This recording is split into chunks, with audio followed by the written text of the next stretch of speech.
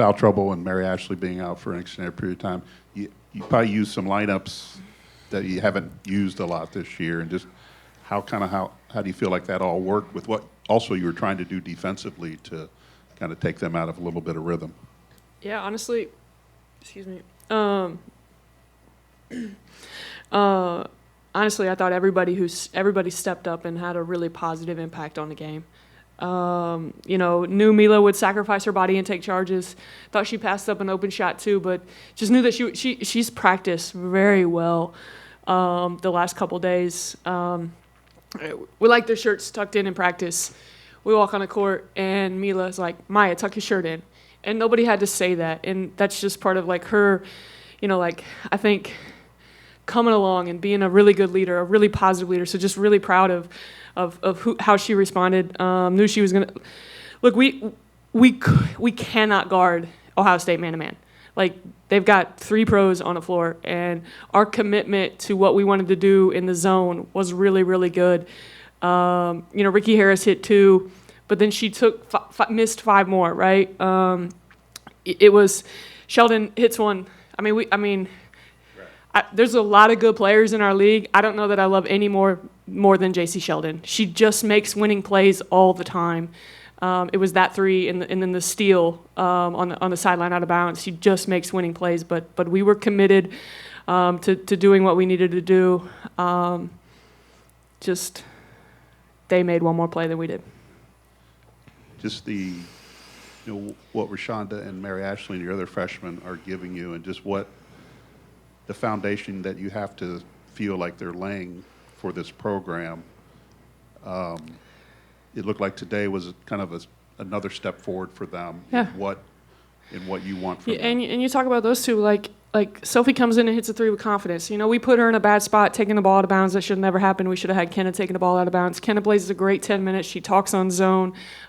She knocks a 3 down. And Emily too, like, she just works her tail off on what she's supposed to do for our team. But down the stretch, like, it was, I know Abby hit the 3 down the stretch, but we were trying to go to Emma and Shonda, like, just feel really confident in who they are. Part of their match, like Mary Ashley, she's got a broken nose, right? Like, she's got a broken nose, and we wanted to give her to halftime because she did have a little bit of headache. Want to make sure she didn't have a concussion, but didn't have any symptoms there. Headache disappeared. So you're talking 12 and 7 in 17 minutes. Just toughness, and Shonda too, just toughness, and fearless, afraid to make mistakes and confident to make plays. Now, Abby steps up and knocked down a shot. JT played her butt off. I know the 6 turnovers, but like 17 turnovers against Ohio State's press is not bad, right? Like, teams turning the ball over at a high clip. And then they didn't score off of our turnovers very much. It says 20, but we did a much better job of eliminating live ball turnovers. But I know we talk a lot about our young kids and their maturation. The next step for those guys is bringing it on the road. They've been really, really good at home, not so great on the road. And we got to find a way to be really good on the road in a really hostile environment on Wednesday. Did Mary Ashley show you anything different, the way that she came back and then the way she played there in the second half with the broken Not any nose? different than I knew that about Mary Ashley. I think everybody else is seeing the toughness that number 20 plays with. Coach, just as far as your team's overall resiliency, what did you appreciate about what you saw out of them today? Starters and the bench. Our crowds here have been really, really good, and we feed off of them. We obviously have to find a way I've got to find a way to do a better job of getting our team ready to go on the road. Like, that falls on me ultimately, and I take that blame, and we're going to change some things up and try to be better on the road. But our group was committed. The same thing we were against Indiana. We were committed to making sure Purdue won, and tall task against a really, really good ball club. That could probably win our league and make a deep run. They've got all the right pieces. They play hard.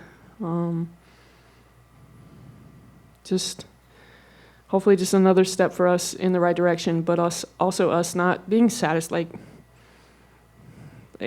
We lost by 3. It's not good enough. It's not good enough. Like, losing sucks.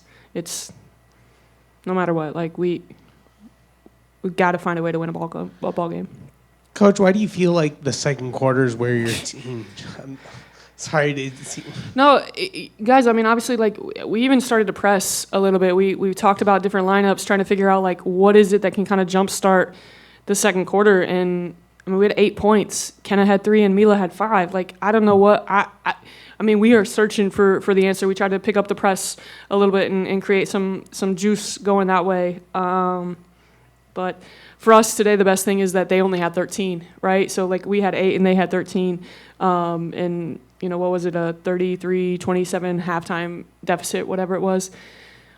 But like we miss a lot of open shots to start the game. And even there in the second quarter, I thought we missed some open shots. And sometimes that's a game of basketball. Coach, you mentioned Mila and how good she looked in practice. I mean, the level of fitness, her getting up and down the court, getting back into defense and forcing some of those bad shots. Are we going to see more of her, moving forward? We tell her all the time, when she's locked in practice, we've got really good confidence putting her in the game. And she knows that. And I hope that I hope that she continues to bring it, and we can see a lot more 1-5 moving forward. Coach, toe-to-toe with several Big Ten opponents this year. You've come up short, but what does that tell you about how your program is positioned for the future? Right now, in the moment, it sucks. I'll be honest with you. Like January 2nd was the last time we won. That's the only thing on my mind. I understand that personally, like there are some moments where I'm like, okay, long game, but no, like we haven't won since January 2nd. Right, January 2nd, Rutgers. Yeah. Right now, I'm trying to live in the moment and try to make this team as best we can, and take this. You know, last time we played Indiana really well, it did not travel. How do we take this and let it travel with us to Lincoln? Sorry, I know that's a really crappy answer, but like, You're good. losing is not great. Do you see a fire lit with your players after these close losses? You know, our team, and I think I said this in the radio to Tim after the game, our team is still like living right now in the moment. They still believe that they can win. It's not like, you know, we come into practice and we're, you know, we half-ass anything. We don't, you know, this group works really hard. They bought into our game plan. They believed in it. We've had a we've had a terrible stretch. Our last 3 home games have been to top 15 teams, and then we've been on the road, Maryland, Penn State, Michigan State, really good. Like, it's been a stretch. And don't get me wrong, like, that's the Big Ten. Like, we understand that's the Big Ten. But it after the Maryland rainout, right, we don't get a weekend off. We get stuck in Michigan State. We don't get to fly home. So, like, Thursday's not really a day off for us. But for this group to come in on Friday and Saturday and be committed to what we were asking them to do, it says a lot about who they are and what they really care about. It makes me really proud. What does it take mentally to just have to focus one day at a time, one game at a time, and not think back like, oh, we've lost so many games, but just focusing on the... Yeah, you know, pressure kind of builds on you, and then like you're in these tight situations sometimes, or you're on the road, and it's like, okay, we got to win, and it's our job as a staff to kind of take that pressure away from like, let's just go play ball and have fun, right? Play ball, have fun, play as hard as you can, and then you live with results, right?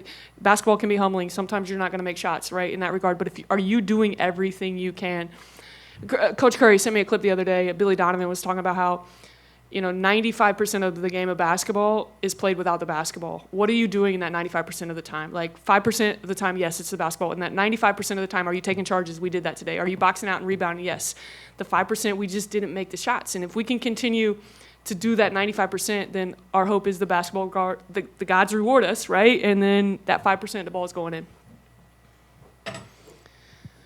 Chiefs. Go Chiefs.